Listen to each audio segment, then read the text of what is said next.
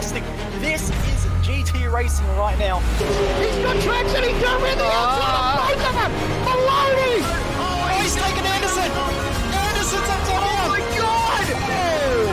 Big crash! Oh my goodness, half the field's going to get rolled! Second very close. These guys are want to make their way through the field very quickly. Oh, there we go! Oh no! That's massive! This is it! This is over! I can't believe this! Oh my God! God, what?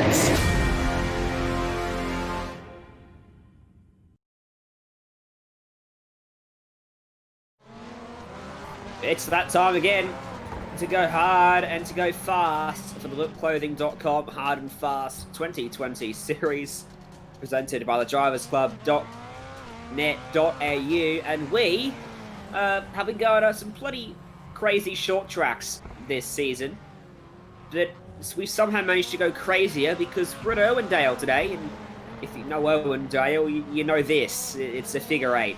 Yeah, that's our racetrack tonight. This should be interesting. You'll see it all live on SimSpeed TV. My name is Ryan Jones. Reese Gardner alongside me. Reese. Hello. This should be wild. It certainly should. I mean, I haven't driven the Irwindale figure eight in quite some time, but certainly going to turn it up here tonight with that crossover in the middle. No bridges here.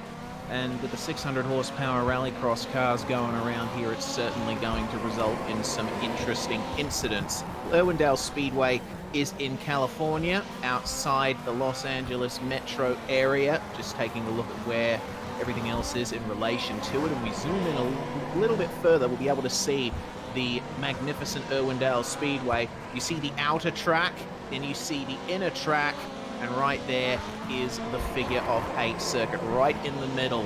It's only half a kilometer long, and as I said, no bridge in the middle to save you from potentially crashing into other cars. I mean, the whole thing with damage, that's something that we've got to raise. Damage has been turned off for this round, so you're not going to be seeing drivers totaling their cars if they come together in the crossover, but you are allowed to be as physical as you want with other drivers within reason. No intentionally waiting at the crossover, and you cannot cause contact after re-entering the circuit. So there's a couple of rules, but not many.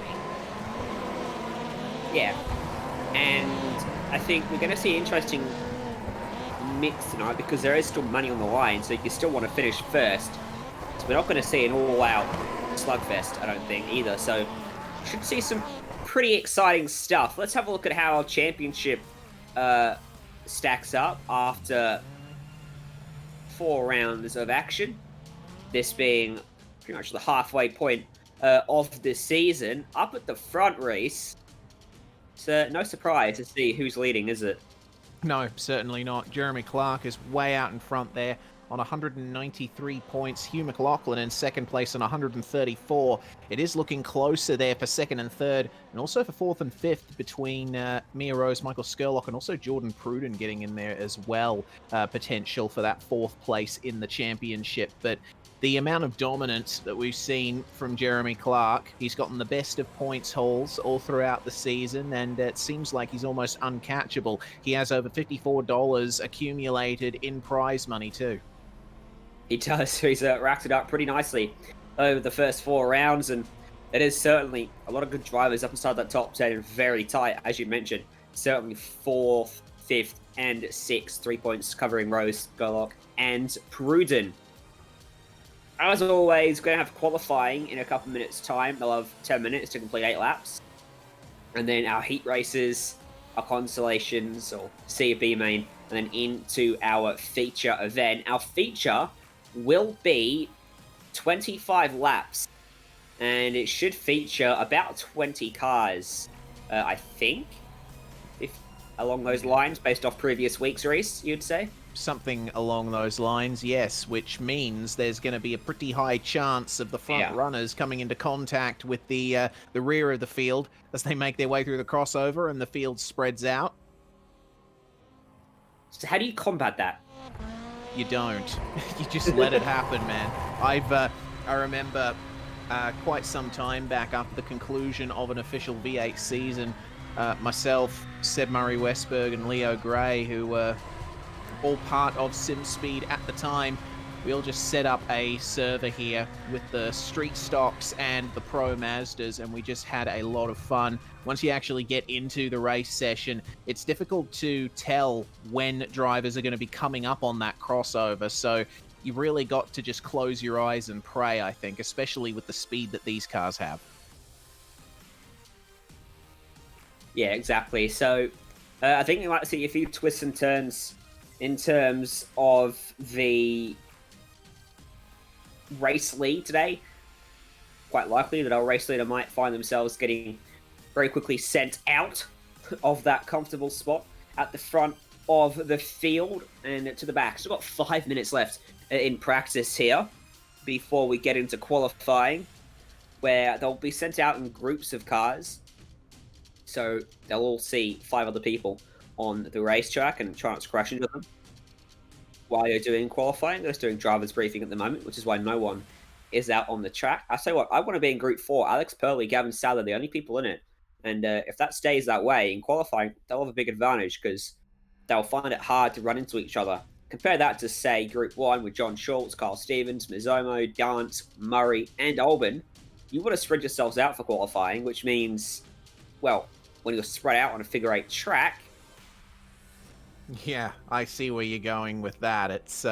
It can get quite messy. So, fortunately, the drivers, as with all previous rounds this season, have 8 total laps in qualifying to set a representative time. So, if you end up misjudging the distance to another car and you get swiped out of one hot lap, you can always go out and do a couple more if you're lucky. But luck is a big part of what goes on at this figure 8 track. 100% need a lot of that luck to win anything today, including the heat races. Qualifying might be the only place where luck doesn't factor into it. I think over the course of 10 minutes, you should get a lap in where you're not impeded by someone else going through the crossover. There's like a little bit of an optical illusion on the other shot we were just on the left-hand side in the middle of the racetrack. It almost looks like a ramp, because the way the track color changes. Keeps tripping me out every time I look at it. Yeah, it does for me as well. There's that shot again. Yeah, it does look a bit like a ramp, but of course, that is not a ramp. And one thing that I want to point out about this circuit is, as Jay zooms in, you can see that the turns actually start quite open and then tighten up at the end. This is the second turn of the circuit leading onto the start-finish stretch. The exit really tightens up there with those cones marking out the boundary, and right there, the start-finish line. It's a nice change from previous rounds of Hard and Fast, right? Because we can actually see the start-finish line. I feel like they probably could have repainted it sometime in the last 75 years. Maybe. It's not exactly bright. Well, at least it's a bit more. Yeah, at least it's there. All we had in a couple previous rounds was just a couple of cones either side of the track. If we even had that, sometimes we had to rely on a strip of concrete to mark where the start-finish line is. So I'll take this, honestly. Yeah, back at Barcelona, that was interesting. You can see the normal racetrack around the outside as well of Irwindale, which is where you'll find the pit lane. Irwindale itself, as an oval track, is a little bit tricky as well. Very much short track feel. Well, it is a short track, but it's quite unique to drive. But luckily those drivers don't have to deal with that. Although I think I'd rather deal with that than a figure 8 if I was trying to race. Yeah, I would agree with that as well. And also a big difference about the figure of 8, which uses the inner oval, is the banking in the turns is a lot less than, Alex Purley finding his way towards the wall there. Fortunately, he can keep going because, as we pointed out, there is no damage in this session. But you do rely quite a bit on mechanical grip through the turns here just because of how flat they are. And with these rallycross cars, well, we've talked in previous rounds about how difficult they are to actually power out of the corners. There's understeer at initial throttle application, and if you can get the rears to break free, you can sort of rotate yourself around the exits of the corners. But Alex Purley, you can see, really having to back off through these corners because one misapplication of throttle can send you super wide when the turn tightens up. Yeah, I wonder how many drivers we'll see opting to drift around the corners, because I'm seeing a lot of it in practice race. Purley keeps it straight there, but I still think drifting is not the way to go. You lose too much time on the tarmac doing it unless you were a professional driver and able to nail it completely, like, say, Ken Block or something along those lines. But Yeah. for us sim racers, keep the car straight, I think. Yeah, I'd agree as well. You just got to try and determine where the maximum of your car's grip is and try and exploit that through the entry especially, because you will have to swing out wide a little bit to get the apex at the final tightening of the turns. But, well, we'll see how that works out for all the drivers, because checkered flag is flying in this practice session, and we're going to get into qualifying quick sharp, and I can't wait to see what kind of times the drivers set. In practice, it was, out of all of the legit times, William Murray setting, Alex Purley setting a 19.963. An exploit actually exists for qualifying at this circuit, and I found it out to my horror in the same shenanigans session I was talking about before many years back. You can actually run down the straight, make a hard right turn, and then just come back around to the start-finish line, and it results in something like a 6 to 8 second lap in these cars, but I'm sure that will be policed quite effectively in this session. We've got our first times coming in. Jeremy Clark immediately shoots to the top. Alex Purley doing a 19.9, but Clark there, championship leader, wasting no time putting a good time on the board. It'd be a bit hard to hide if you do an 8-second lap time when it comes up in the leaderboard. It's James Revolt coming through turn 4. Looks like Yes.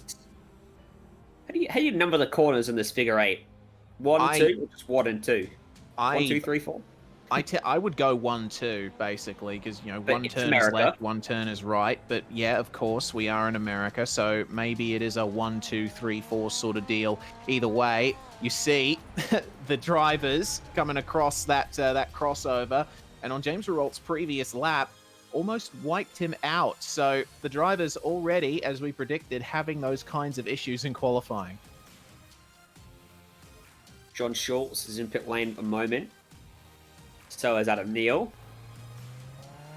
Dave Roberts is on the racetrack with a few other drivers through the crossover. I'm tensing up on the onboard shots to the crossover, not knowing what's to the right of that car. Yeah, me too. But it looks like these guys are more than okay in this particular group at the moment. Got a couple cars coming out on circuit once again in this group. Kyle Stevens, our race director, making his way out onto the circuit, and Michael Skurlock doing some laps as well. Skurlock showing some potential in previous rounds, but not quite able to taste the great success that's been seen from the likes of Jeremy Clark and Hugh McLaughlin. He aborts his lap, so does Danny Albin. Gets out of the way before jumping on that brake pedal to head back to pit lane. Dave Roberts completes a lap. He stays in 8th, looking to improve on this one. Let's stay on board, see what he can do, as he's opting to keep the car very, very straight through these corners, and then keep the car to the right as it really tightens up on the exit of the last corner. So awkward to try and navigate, and not a good lap. 2/10 off his previous best. And speaking of Danny Albin, you see that he's shot to the top of the timesheets there. Oh, okay. Looks like we might have seen a problem there for Dave Roberts. Quickly go on to a modem simulation replay. What went on here? Oh, there we go. Had a car coming out and trying to do a lap. Michael Skurlock in the Beetle. But Danny Albin up on top at the moment, 19.831. It's a very good time there in the Beetle, but it's Alex Purley in the Subaru in second place. Jeremy Clark in another Beetle in third place. Cameron Dance, comparatively, quite a long way behind the top 3. It doesn't look like much as Hugh McLaughlin pips him, but a 10th separating third and fourth. Gavin Sadler! Look at that time! Excellent stuff from Gavin.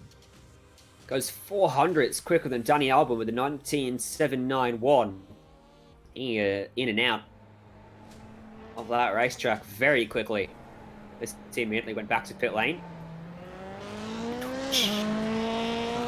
Funny. Yep. Jason Markowski, we're looking at the moment. One of the drivers electing to go a little bit sideways here through the turns. Markowski needs to up his game a little bit, I think, in terms of results, because he's currently $6 in debt when it comes to prize money. He's committed a couple of driving infractions and been fined for them. So Markowski with a bit of work to do here, but looks like he's having fun out there at the moment. Well, he's got the racetrack all to himself. I wonder what that P stands for at the start of his name. Probation is what it stands for, according to our director, Jay. And as we just discussed, he's got a couple of driving infractions hanging over his head and a couple of fines as well. So hopefully for Jason, he has a nice clean race today, but that's not entirely guaranteed at a track like this. Hey, Reese, you know last week when I highlighted the Legends Road course at Charlotte had so many cones on it? Yes. I think we've stopped it today. Yeah, I think we have to. This track has many orange traffic cones ready to submit themselves to the devastation of inaccurate drivers. They're all over the place here today, and I would suspect that every one of them is taken out at least once tonight. Yep. Flagman at this track is about as redundant as he was at Charlotte as well. There he is. Well, at the very least, you can see him from the actual track we're running, unlike last week. Don't know if you'll be staying on the racetrack if you're looking over there as you come through the crossover, though. Yeah, true. At the very least, you have your radio, you have your in-sim driver spotter to tell you when it goes green. Like a bit like Charlotte. The braking zone or turn-on point for turn 1 comes up very quickly after the line. Yeah, in fact, it's actually before the line in these cars. You're braking across the start-finish line, much like Charlotte, actually. So you do have to be careful when coming into turn 1. You might want to go for a nice fast lap, but of course, if you're in a race situation, that's going to mess up your next lap and probably a couple of the ones after as well. Daniel Stevens, another driver that is experimenting with the rear end.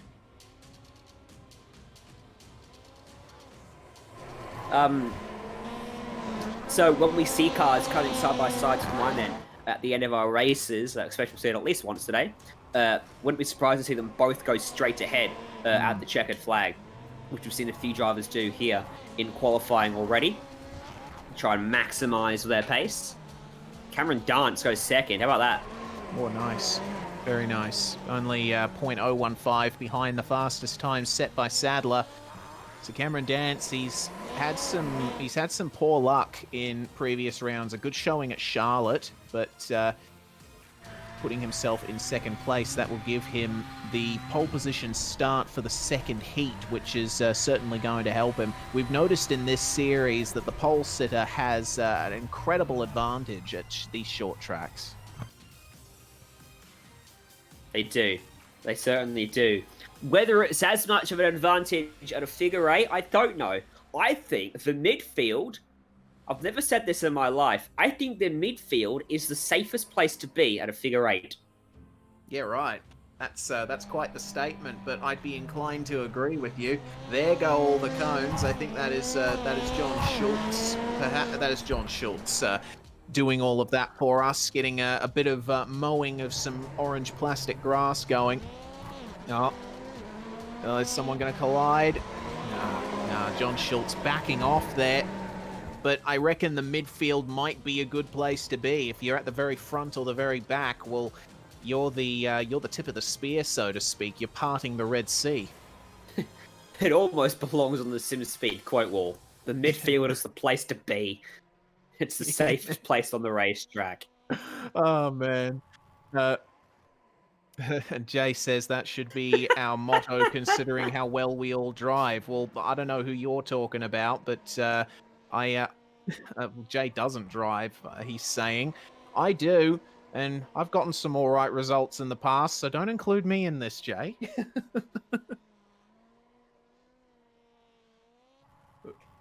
and I'd certainly be a front runner on the ovals if I didn't dedicate all my time to commentating. I was before I started commentating. Thanks a lot for that, Jay. I'll blame you for that dip in our rating form over the last 6 months. Career stealer right there, but Exactly. looks like we're in the final minute of qualifying and everyone has set their laps. So Sadler on overall pole, Dance, Albin and Purley, the rest of your top four. Our championship leader Jeremy Clark, 0.06 of a second behind there in fifth. It's sort of a big gap, is it? No. Top six covered by 0.08 of a second, and then Hugh McLaughlin, Adam Neal, Daniel Stevens, Matthew Feldman, 1/4 of a second across the top 10. How many drivers have got in total then today? Looks like about 20. So the next 10 drivers on your screen. 21 in total, a second covering the field, but there's 4/10 between 19th and 20th. So half a second covering most of our drivers. And there's Jason Markowski there with the final time there in our qualifying field, and we're through now into the first heat of the night, and looks like we've got 6 5-car heats as well tonight. 1 6-car heat, 3 5-car heats. Sadler and Clark are on the front row of this one, with Daniel Stevens and Simon Mazzomo on row 2. Jonathan Ben and Jason Markowski rounding out your 6 cars here. Now, Sadler definitely going to have the advantage off the start at the very least, but if these guys get spread out, then there is potential for trouble. There is. So they'll be taking a left as soon as they launch off the line here, pretty much. Sadler and Clark. Clark, let's be careful he doesn't get cleaned up by Daniel Stevens. Markowski at the back of this grid. 20 for Jonathan Bain and Simon Mazzomo to grid up. No doubt Mazzomo is probably There he is. chewing Cameron Dance's ear off, and now he finally jumps in. Jonathan! There he is. All right. Heat 1. The Irwindale Figure 8 circuit. Let's see who survives. Revs are on. Revs rising. Lights on. Revs rising. Let's go racing. Good start, Jeremy Clark. But the outside, he can't quite get there. Through turn 1. A good exit from Sadler out of the turn. A couple cars coming together. Jonathan Ben and Simon Mazzomo running side by side. Mazzomo has the inside, and it looks like he's going to take the position there from Ben, almost tagging the back of Daniel Stevens. But Gavin Sadler continuing to lead as the first lap of 8 is complete. The way the corners tighten up really compromises that leading car. If there's a car right behind him, you'll see it here is for the crossover move. Stevens will lose out. Mazzomo gets to the inside, but that's a crossover again from Stevens. Pushes him out of the way. This is a great scrap. Remember, the top 2 go straight through to the feature. These guys are scrapping for 3rd. It looks like Gavin Sadler has only extended his gap here. Jeremy Clark had a red-hot go at him for that lead, but he's fallen back a bit into the clutches of Stevens and Mazzomo. Going to be interesting to see how this one turns out, because Stevens and Mazzomo will both want that ticket through into the feature. They've had to deal with the consolations through many previous rounds. Stevens up the inside and overshoots it. A little bit too ambitious there from Daniel Stevens, but Clark! Simon Mazzomo as he took the position. Mazzomo has the inside line, but and he's gone. There goes Jeremy Clark into the wall and getting a nice tap from Jonathan Ben for good measure. So that means now that Simon Mazzomo is up into 2nd and Daniel Stevens fighting there in 3rd. 8 laps this heat race. It's actually one of the longer heat races of the season so far. Well then, with Jeremy Clark now out of the running there and having to make up his position in the consolations, that could put a little bit of a dent in his championship lead. Oh no. Oh, watch again on board from Sadler. What's going to happen here? Oh, there we go. Jeremy Clark just a little bit faster. If you're 11 seconds behind, you're in trouble. Oh, Sadler backed out. He backed out of it. He knew what was coming. Yeah. White flag. Can't do that if there's a car behind you, though. So, Gavin Sadler will survive. Well, hang on, he's got one more to navigate. Gavin Sadler Lifts off. There we will go. win Heat 1, and Mizomo will come home in second. Goodness me. That was quite the interesting heat there.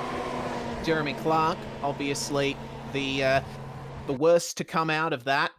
But Mizomo and Sadler straight through into the feature. They will be happy with that. They don't have to deal with any of this stuff that's going to be happening over the next couple of heats. Speaking of which, we do have a grid for Heat 2. Only 5 cars. It's Cameron Dance on pole alongside John Schultz, Matthew Feldman and Adam Cannell on 3rd and 4th, with Michael Skurlock bringing up the rear.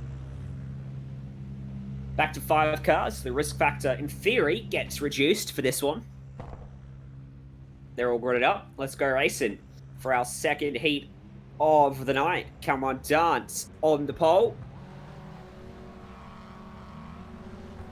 Green flag's out. Away we go. Ooh, good jump there from our 3rd place man, Matthew Feldman. Yeah, and elbows John Schultz out of the way there to take that 2nd position. But, Schultz with a much better exit. Feldman almost losing 2 positions there as Cannell tries to go round the outside. But Cameron Dance is having none of this. Just like Gavin Sadler in the heat before, he's starting to gap them. John Schultz, though, starting to gap Adam Cannell as well. Could prove a threat. Cannell got into the back of Feldman and just moved him out of the way through turn 2 on lap 1. That's how we got by him. You see at the back of the train, Skurlock going to drive around the outside of Feldman, who's very slow. Yeah, did he pick up a slowdown somehow?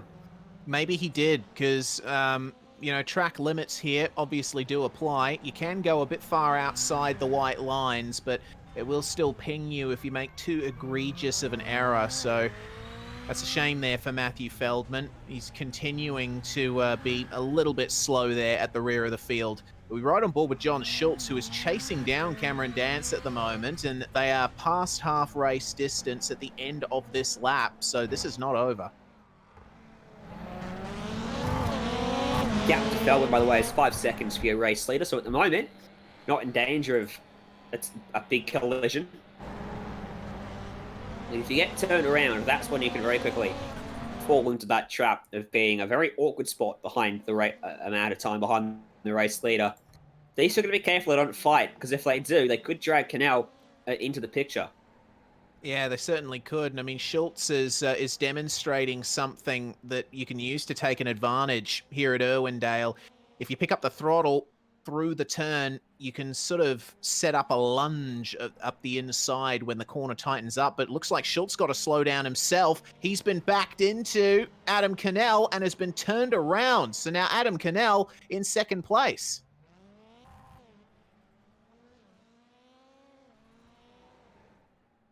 I held my breath because I wanted to see where Cameron Dance ended up in relation to John Schultz, 9 seconds ahead of him.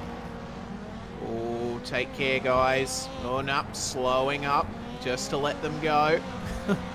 And it's white flag for our leader, Cameron Dance. That's a big shame there for John Schultz. Another driver falling victim to slowdowns here. And oh, we're going to be doing that a few more times tonight, Ryan, as Dance comes across the line to win. 2nd, Cannell, Feldman, Skurlock. He split the gap between Feldman and Skurlock. Oh, my goodness. Oh, goodness. The Wemplate's crisscross is putting it on tonight, that's for sure. Oh! And just behind, he got him. Oh, hello. We went to that results screen and it just happened again.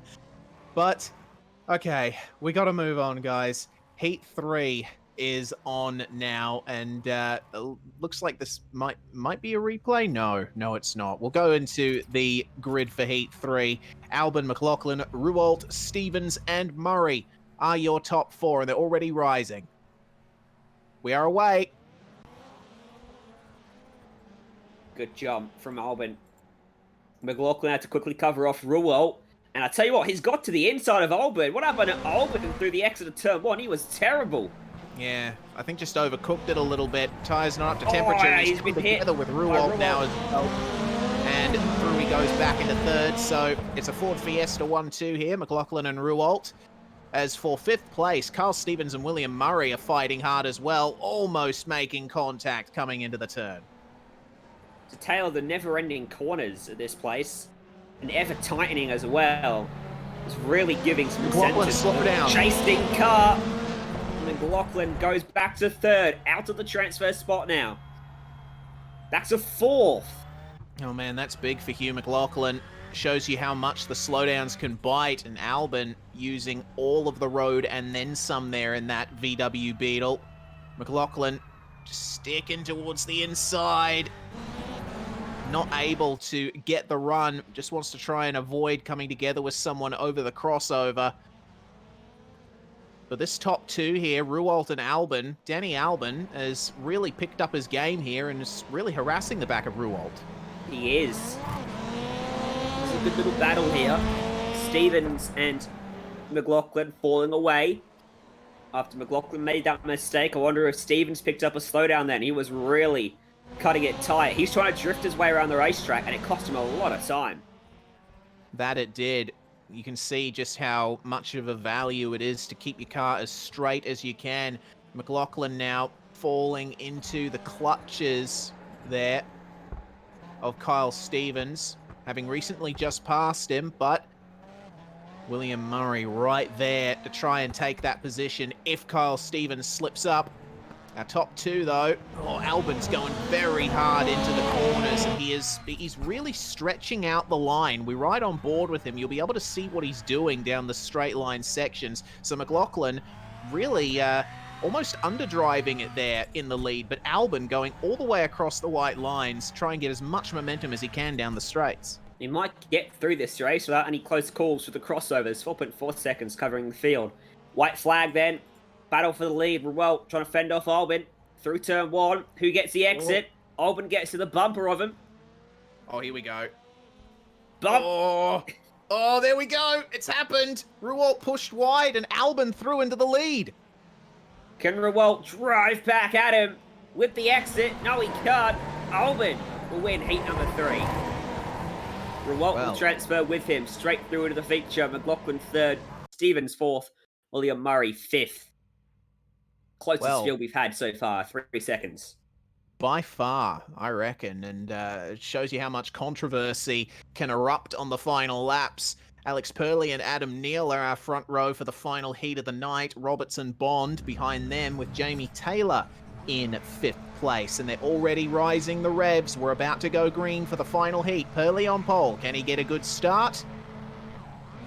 Yes, he can. And they are through into turn one. Not the best of starts there from Dave Roberts, and immediately sideswiped by Miles Bond, but side by side for the lead. Purley turn him around. Around. And oh my goodness, they are not able to get out of each other's hair. Dave Roberts and Miles Bond, meanwhile, bumping each other out of the way, and Roberts is well, and there goes Purley. Into the Bond. They have all crashed. They've all crashed. Oh, Adam Neal. I give up. I give up. What a crash. Goodness what a me. crash. And it wasn't even at the crossover. He's been hit by Purley, who tried to set him back on his wheels. I don't know who's leading the race. I think it's Miles Bond. Well, we see that replay there of Adam Neal just getting sent to space, and it looks like they forgot about driving standards there for the first couple of laps. It is Miles Bond leading by 1 second from Alex Purley, who was really pursuing him. Dave Roberts trying to get the rear end out, but it's not helping his pace at all. Dave Roberts has just come together there with Adam Neal. They have absolutely torn each other apart and put themselves up onto the main oval. Again. Those two can't get away from each other. Can they? Here's the replay. Oh, is it through the crossover? It is. Oh, no. Oh, no. Oh, yes, it was. That was epic. My goodness. Adam Neal's car has tried twice today to reach low Earth orbit. And I reckon it might have succeeded on that second attempt. Yeah, it doesn't look like it. Making their way past lap traffic as they come up to the end of lap 5. Jamie Taylor really getting sideways in front of Alex Purley, who is a drifter, but I'm sure he won't appreciate a car getting in his way while going sideways. He is right on He's the back now. made the move. Oh, they make He's got him. Warbot could come Bond back gives here. him a shot back and gets back at him. They come together very awkwardly. It's a big Subaru against a little small VW Beetle, and Jamie Taylor gets involved and pushes Purley out of the lead and around. Turns him again for good measure. Oh, what Purley, a save. yeah, he stays in the throttle, the four-wheel drive helping him there, but this is bumper cars for Another sure. hit.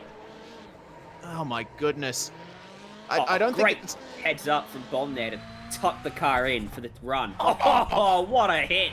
And that's see you later for Purley. He has to do a U-turn. That he does, and it is the final lap, so it looks like Miles Bond is going to come through to win this one. He rounds the final turn, and Alex Purley not far up enough to try and... Whoa, goodness me, Dave Roberts getting in on there as well. I'm so confused. Bond wins. I'm not even going to try, man. Purley finished second. Taylor was third in that group. He was a lap down the whole time as well, don't forget. Either way, Bond and Purley are through to our feature. Taylor, Neil, and Roberts have to go through the C, B, and A. The C and the B, then to get to the A. All right. Well, we move on very quickly from that carnage in the final heat of the night, and we've got an 8-car grid here for the C main. It's Skurlock and Stevens on the front row with Adam Neal and Jeremy Clark behind them, and Jeremy is certainly going to want to finish this one in that top 4 because they will transfer through to the B main. 5th, John Schultz, Murray, Roberts, and Markowski, the rest of your field, and we're going to go green. Someone jumped the start, 62. Whoever that is. Crept a bit before the line. 3 wide for the lead, by the way, through turn 1. Skurlock goes back to 4th. And Robert, backwards, reverse entry. And that turns Neil around. There's a big pile up there. It means the top 4 have broken away here. And it's, Jeremy Clark just tapping the back of William Murray there, sending him unceremoniously back into 4th place, and that could give John Schultz a chance to break into the field for the B main. Through goes Skurlock on Jeremy Clark. Meanwhile, they're trading places as we're starting to get a few crossovers already. Carl Stevens leads Jeremy Clark, Michael Skurlock, those two are side by side. Murray back and 4th. I think 5th on back are in an awkward spot as we cross over. So your top 4 will go through to the B main. Skurlock. 12-lap race. That was beautiful for Skurlock, wasn't it? Yeah, and that was a slowdown for Jeremy Clark there, sorry. He's managed to get himself back into the clutches of William Murray, but Kyle Stevens is having a whale of a time out there at the front. Oh, Murray goes again on Jeremy Clark. They're trading places for 3rd and 4th, and they make contact again for good measure. Got to be careful they don't put themselves into the clutches of Dave Roberts, who's running in 5th at the moment. Surprise, there's been no incidents at the crossover yet. Wait and see. We've got one car coming up here. Whoa. There we go. Okay. Just got to be careful, guys. Just got to be careful. There goes Murray and Clark again, side by side down there, just briefly. And from Carl Stevens' point of view, well, he has a car crossing over in front of him, but not much trouble there. Skurlock's running him down. He is, actually. Michael Skurlock putting in some great times here. His last lap, a 20.147. Look at the Carl train Stevens, for 3/10 third. slower. Train for 3rd. I think Skurlock had a slowdown on that lap, actually. He was Looks quite like he slow. might have. Yeah, he was. He got a slowdown right as we highlighted his pace. But the 3rd, 4th, 5th, 6th cars are all in the group together. 7th is off the pace, and Markowski in 8th is in pit lane. Well, Dave Roberts currently holds the final transfer spot, and he's going to be helped by that contact between John Schultz and William Murray. They continue to get into each other, and Roberts just skipping away from them now. That's the last thing they want, because if they keep fighting like that, it's going to be night over for them right there, right now. Markowski shoving back to the racetrack, so back to 8 cars on the figure 8. Are you finding it as hard as I am to actually find the leader when you're clicking through an iRacing? Yes, I'm finding it incredibly hard. I'm just keeping it. Oh, whoa, whoa! We got cars come together in the crossover. I think it was Michael Skurlock. Yes, he came together with. Let us take a look. It was Markowski. Comes back on the racetrack, and poor old Skurlock gets dumped from second to fifth, immediately taking fourth place back away with a bit of contact. There's the replay in a minute. I don't know which car was doing the crossing over. Well, kind of both of them. They came over, wrong place, wrong time. But it looks like we're coming up to the final lap almost, and it is on for fourth and fifth, the final transfer spot here. Three wide almost. Michael Skurlock trying to fend off John Schultz here, elbows him out of the way. Stevens will win this race. Battle is for the final transfer spot. Everyone else going to have to go home. Skurlock has it now. John Schultz will surely use the bumper to take it back. There's Stevens winning. Jeremy Clark coming home in second. Skurlock will take fourth as Schultz gets turned behind him. Roberts home in third as well, who I missed. Excellent job from all those drivers, and I think Dave Roberts, especially considering that he backed it into turn one off the start, he'll be very happy with that third place finish. You see the gaps there between all of them. We say goodbye to Murray, Neal, Schultz, and Markowski on the other hand. Better luck next time, guys. It's on to the B main then. We've got 9 cars in this one. It's Stevens and Feldman. Daniel Stevens, we should say, on the front row. Hugh McLaughlin and Jamie Taylor on row 2, with Jonathan Ben and Kyle Stevens, our winner from the C main, taking up for 5th and 6th. And our final 3, Clark, Roberts, and Skurlock. It terrifies me that there's already 8 locked into the feature and 7 are transferring into it from this race. Yeah, this is going to be an interesting one. It's all going to be defined here as we go green by how they handle the crossover. It's a good start from Daniel Stevens. Matthew Feldman getting elbowed out of the way by Hugh McLaughlin, but it's all on behind them. And around he goes Daniel Stevens. Oh my goodness, and around also goes Jonathan Ben. He's stuck outside the track. He's going to be a factor when it comes to the crossover. Jamie Taylor, reverse entry. An reverse entry from Kyle Stevens as well, as Jeremy Clark got him. Oh, there he goes. Now he spins almost identical to how Daniel Stevens spun. This is absolute carnage we're seeing here at the moment. More cars coming together in the final couple corners. Is that the race leader? Up ahead. Yeah, almost, I reckon. I think he's accidentally done that little shortcut. Maybe. Yeah, he stopped. I think he might have done it. So he's stopped in the track to redress it. If you get turned around, I suppose it's very easy to end up in that situation. It is. It definitely is, especially around a track like this where there's no barriers really telling you where to go. Jamie Taylor having a lot of fun there in 6th. So he's redressed the lead of the race to Matthew Feldman. And he's now 2nd. Roberts, Skurlock, 3rd and 4th. Oh! Goodness me, that was Jeremy Clark. Wow. Huge incident there as we were riding on board with Jamie Taylor. And that's the championship leader as well. He's still in the transfer spot, but he's going to have to watch his back as Jeremy. We'll have a look at what happened between the two of them. Taylor was just hanging the tail out, and Jeremy Clark came in using the mechanical grip and ultimately got shafted. Can we just sit and watch on that overhead shot that shows the whole track for a couple laps? Whoa, you can see how close they're getting. There's a couple of cars coming together. Oh, no! That's Jeremy Clark again. No. Jeremy is having an awful time here today. Jamie Taylor's going to be another crash in a minute. Oh, boy. Man. Clark goes back onto the circuit there. Take care, people, at the crossover. Oh, this is not going to be good. Jesus Christ. There's big gaps here between the cars. We're not really seeing any moves for passing, but just focusing on this crossover. Oh, the heart goes in the mouth every single time. Is this a nomination for iRacing Top 10? I think it does. iRacing not Top 10? Oh, both. Both of them. Oh, that was close. Side by side. I have no idea who that is or where they are on the racetrack.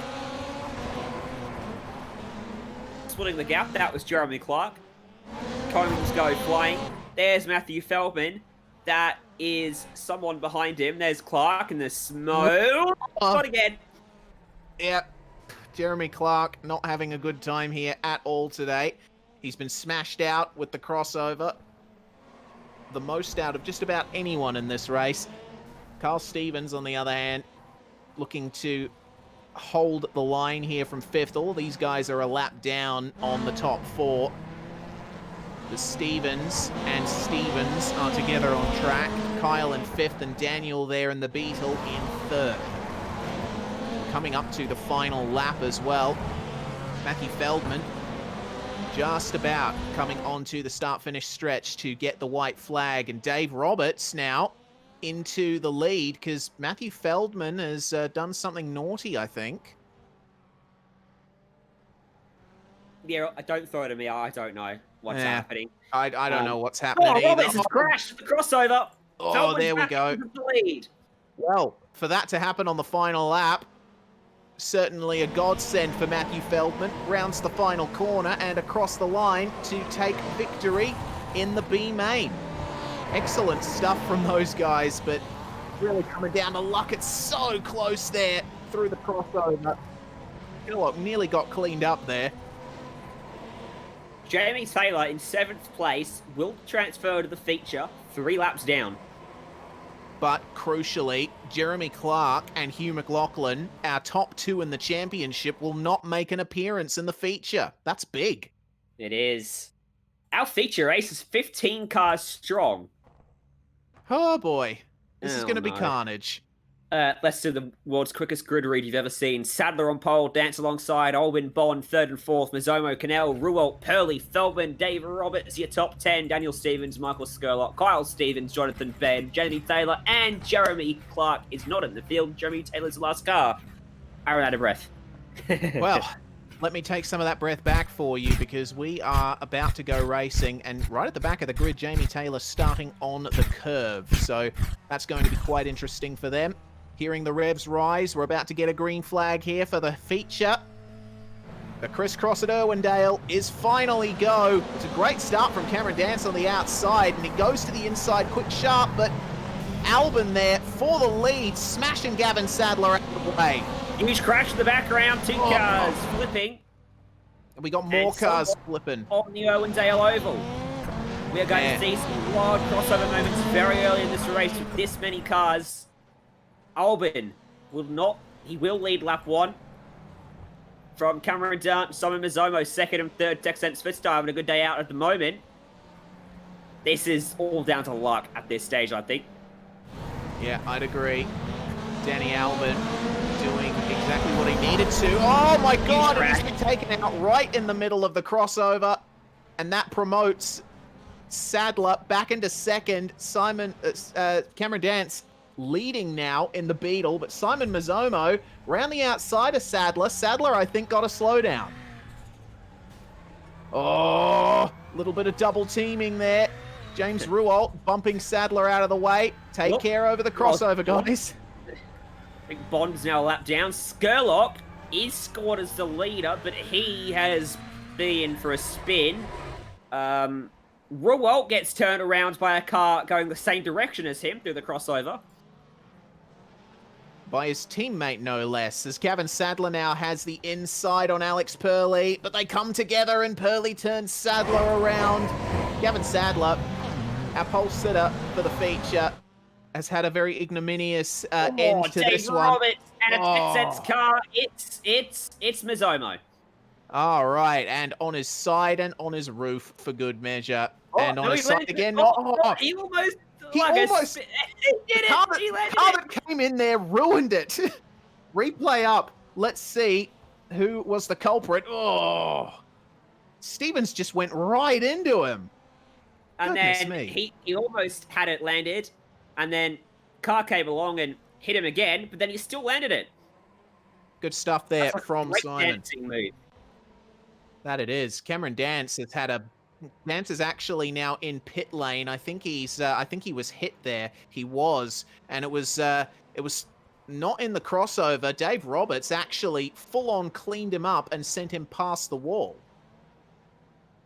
So we've got Alex Purley now in the lead. We've got Cameron Dance stopped in pit lane. Matthew Feldman now in second. Danny Albin third. Roof. I can't keep track of this, Ryan. I'm having a lot of trouble with this. Danny Albin is now second once he crosses the line because Feldman is now in pit lane. It's me. Cameron Dance is back. Yeah, but the thing is, like, when you're crashed into in the middle of the crossover, you get spun and you have to reorient yourself, but you just think, where's the track? Which way should I go? And it seems like a lot of drivers having a lot of trouble with that. But Alex Purley, with a 7.2 second lead over Danny Albin, is doing everything right at the moment, and we're having lots of little heart attacks watching this. Is the Benny Hill music royalty free? I don't think so. One of them. Oh, that's a car on the fence for sure. Yeah. Yep. Daniel Stevens got absolutely wiped out there. He has to get going again. Tell you what, this is the round that's probably going to shake up the championship the most in hard and fast. On board with Stevens, just minding his own business, and then bam. Meanwhile, our leader, Alex Purley, is on lap 11. Oh my goodness, another car has been sent flying. Stevens once again. And he sticks the landing on all four wheels. But Purley absolutely dominating this right now. He's got a good buffer over Danny Albin there in second. Just has to take some care through the crossover. Well, it's probably helping him because it's actually slowing him up. No, he's been turned around by last traffic. Oh, well, that doesn't help at all, does it? Almost gets hit by the crossover car. Purley, I'll tell you when Purley comes across the crossover. Right about there it is. All right, so he's safe. Daniel Stevens. Not a result in a crash. Play with fire, get burnt. My goodness. Purley's in pit lane. Oh, what's he doing in there? He might have gotten a stop-go penalty for track limits or something like that. He didn't get hit. Or did he get pushed into the pits? He did not. Oh, yeah, he actually went in there all by himself. So Danny Albin might be leading the race now. Purley might have cleared a black flag. And he's only 7 seconds off the lead. Wasn't Mizomo doing a breakdancing impression a few laps ago? I know Danny Albin's doing that right now. He has fallen back into fourth place, and Alex Purley is back in the lead now. And on lap 15, it was a drive-through for Purley. He exceeded the 20 incident limit, so worth reminding.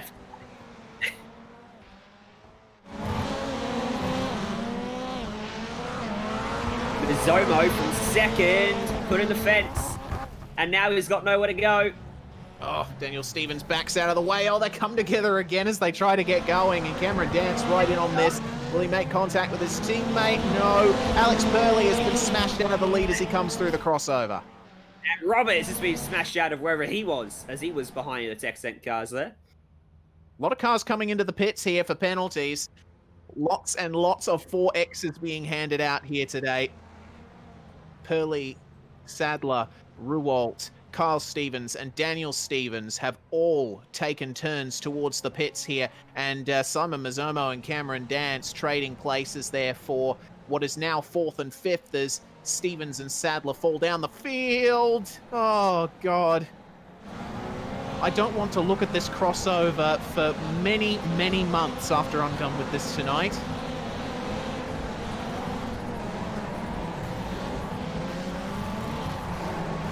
Jay asks if we want an Irwindale Figure 8 series. I don't know if my heart could take it. Oh, there goes Dance.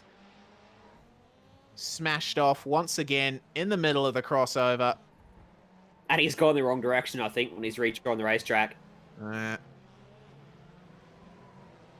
We've got a driver that is on the way to getting their second drive-through, and considering that we've focused on Alex Purley, it might be him. Or Jay says no. So keeping surprises from us once again. Up there's Daniel Stevens. He is the driver in question. Through he goes. My goodness. Yes. Purley on Adam Cannell. That was ridiculous right there. Adam Cannell has gone back to the pits. Purley's in pits. From the lead. Another drive-through. Oh, there we Cannell. go. That is the incident. So Purley's in pit lane. This means Jonathan Bain might inherit the lead of the race after starting 14th. Yeah, and he has indeed, and not that far from the end either. Just got to keep his nose clean for these last few laps, and he could take a surprise victory, but it's easier said than done.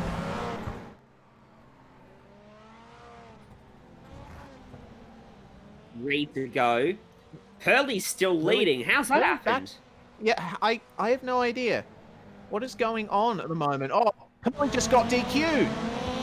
You saw him there just vanish from the racetrack. He reached the 30 incident limit and he's been disqualified from this feature. Oh no. Oh, here's the replay then of Alex Purley taking that final bit of contact, and it was a bit of contact with another car through the crossover, and that was all it took. It was Kyle Stevens, the race director. And second, by the way, they're all together on the racetrack. They are indeed. Albin Ruwalt, Gavin Sadler, and Zomo. White flag for your race leader. And he's found a place in the racetrack where no one else is through the crossover. Well, that's fortunate for Jonathan Bain right there. Daniel Stevens now disqualified from the race as Ben now coming across the line to take a surprise victory in hard and fast, taking the slow and steady approach, and it worked for him. Johnny Albin will come home in second. Third place goes to James Ruwalt. 5 cars finish on the lap. So we're hearing that many drivers might be getting post-race penalties, so the actual results screen might look a bit different to what you're seeing on stream at the moment. We'll have to wait for all drivers to cross the line and for the finish to be confirmed, but man, what a race to finish off the night. And I've learned that figure of 8 racing is incredibly hard to keep track of. Yeah, it certainly is. All right, we're looking at the results as they were at the line, but we'll see what penalties are applied. Ben, Albin, and Ruwalt, your top 3 there, with Sadler and Mazzomo rounding out the top 5. Once these results are applied, come on, where you at? No penalties. No penalties, and Jay is just wrong.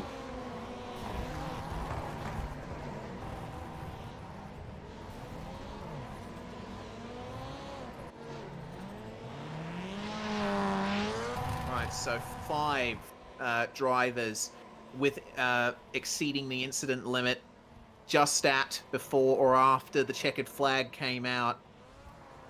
Just waiting for the timer to come down. The timer on my screen says 3 hours and 23 minutes. I'm not waiting that long.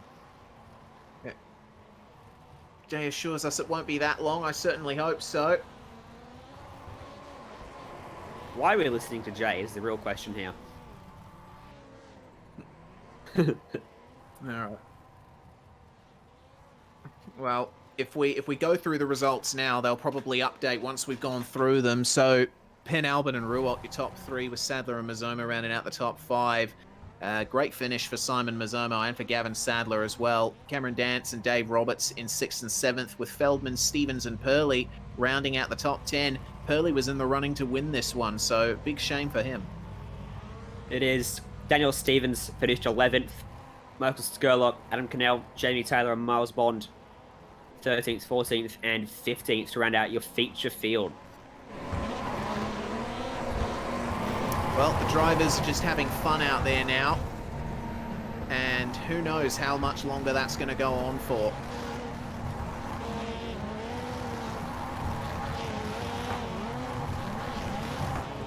Let's interview then our race winner, Jonathan Ben. Where did that come from? Good job. Takes a non-serious race for me to pull something off, apparently. Yeah, that's what it's all about. Jay used the idea of a figure eight series. Maybe it's what you need to get a championship win. Yeah, you certainly managed to find yourself at a good place on the racetrack at the end of the race with no one really around you for the crossover. Yeah, I got lucky there. It wasn't planned then? You weren't lifting off and stuff like that? No, I got really lucky. I can't remember who. Someone in front of me chickened out and backed off, and I just picked him up and gave him a helping hand. And then it was just, yeah, luckily had Dan clean someone up. Yeah. How did it look from your perspective, just that carnage, trying to navigate your way through absolute mayhem? I'm sure your race wasn't as simple as 14th to 1st. Oh no, it was scary. Every time I was instructed before the race to set up a left-right button on my wheel because I don't run triples, and I thought, no, I won't need it. Last 3 laps, I'm swearing and cursing. Where's that button? Mate, I've got a TV. I've got a left and right button. It's essential on a figure eight. Yeah, I'm very surprised you found yourself not falling afoul of that. Yeah, well, Dan has got me back into this series, but tonight was meant to be the night the rig gets ripped down to go up into its designated room, and I go to triples. I finish making my triple mount tonight, and probably should have set that up before this race. Yeah, hey, either way, it didn't matter. You won the race by 5 seconds. Who do you want to thank? Obviously, all our sponsors for MFR, Snap-on Tools Blacktown, WP Concreting, yeah, just basically all that big. Well, we got plenty of little self-sponsors, but HPX for all the awesome photos on our write-ups, and most of all Dan for the amazing paints. Like, every series notices them. We stand out. Tonight I thought it would make us a target, but obviously it worked. Hey, good job. Reese, any questions for Jono? Nope. I think that's covered all of it, because it looks like when it comes to figure eight racing, there's only a couple of things you got to keep track of, and Jonathan Ben escaped it all. Good job. Congratulations. Go and celebrate that one with the team. I will. Cheers. Thanks, guys.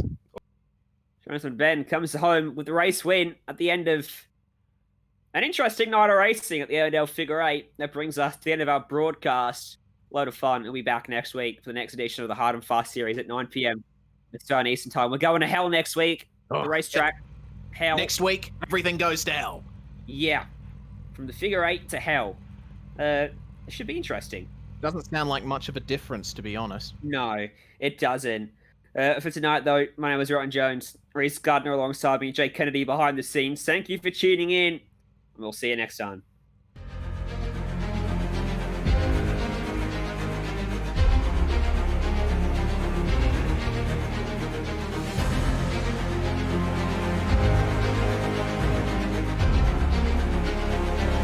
This is fantastic. This is GT racing right now. He's got traction. He's got rid of the outside. Both of them. Maloney. Oh, he's taken Anderson.